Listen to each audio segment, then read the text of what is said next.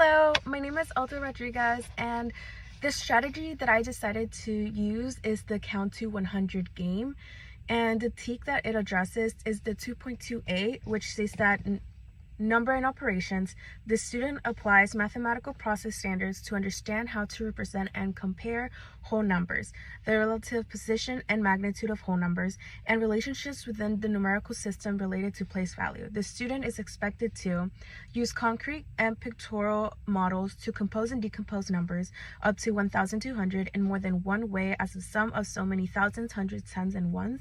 And my explanation to why this strategy addresses this technique is because it requires students to use their knowledge of place value to create two numbers from numbers that are given to them to attain a number closest to 100. So they do have to use their critical thinking and be able to determine what tens values and ones values would get them closest to 100.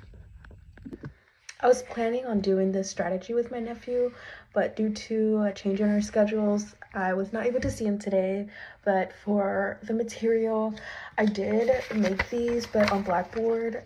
The sheets are literally provided for you, so you can just print them out, but I decided to do them. And then you're gonna use number cards. I have FaceTime, so you can use these or Uno cards. And then, a pencil. And that's pretty much it, just so you can keep track of your scores. Okay, so first I'm going to start by reading the instructions. So first you're going to deal out 6 numeral cards to each player. So I already have my cards out. And then use any of the 4 cards to make 2 numbers. And obviously they're 2-digit numbers. And the goal is to try to make numbers that when you add will give you a total that is closest to 100.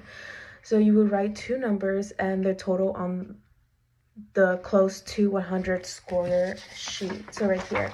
So, and I also drew a little tally. So this would be the 10th place and this would be the ones place. That would be the first number, 10th place and ones place.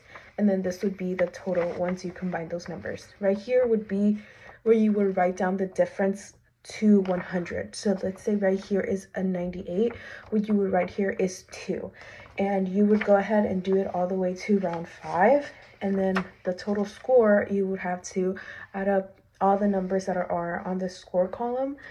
And the person who has the lowest number or closest to 100, to 0, for this total scores wins the game.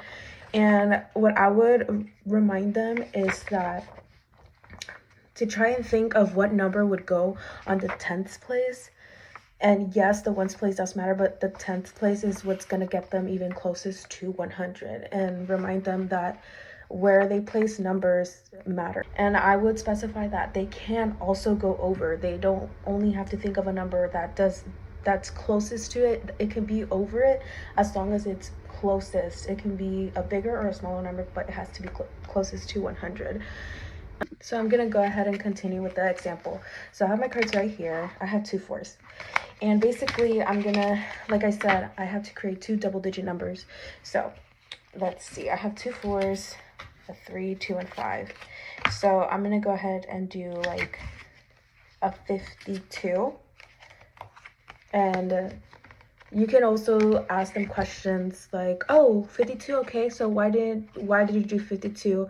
What's the difference between 52 and 25? Obviously they're gonna know, but it helps them see that place value matters and you're trying to get closest to 100. So obviously the number that's on the 10th place is going to be higher when you're combining numbers. So if you do 25, it's not going to be closest to 100 as 52. And so I would do 52. And let's see, 34. Let me do that. Yeah. So 52 and 34. Okay, so I went ahead and did it. So round 1, it's 52. So your 10s and 1s plus 34, 10s and 1s equals 86. I also did the 10s and 1s for the answer, and as well as the difference from 100. And you would go ahead and do it again. Obviously now you wouldn't use the same cards. So you would take away the 4 cards that they used. They can't use this again. And then you would give the student 4 more cards. And they would have to do the same thing until they reach to round 5. But as they keep doing it, they gain more practice and they're able to create different number. Yeah, so this is the strategy that I really liked, and I thought that it would be a great strategy to use when teaching place value. And as I go, the student will obviously be able to experience why place value is so important, especially when it comes to reaching a specific number, because they can actually put their work in and try and understand why it's important to know place value,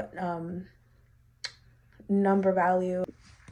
Another thing that could be added to this strategy would be base 10 blocks, just because, like for example, for 34, students could see that the 3 represents 10s and 4 represents 1s. Obviously, like if it's 3 by itself, then there's 3 1s, but since the 3 is moved to the 10s value, it now means 3 10s, which is 30, plus if there's anything on the ones or the hundreds. So that's something else that could be added to that for students to understand also the place value.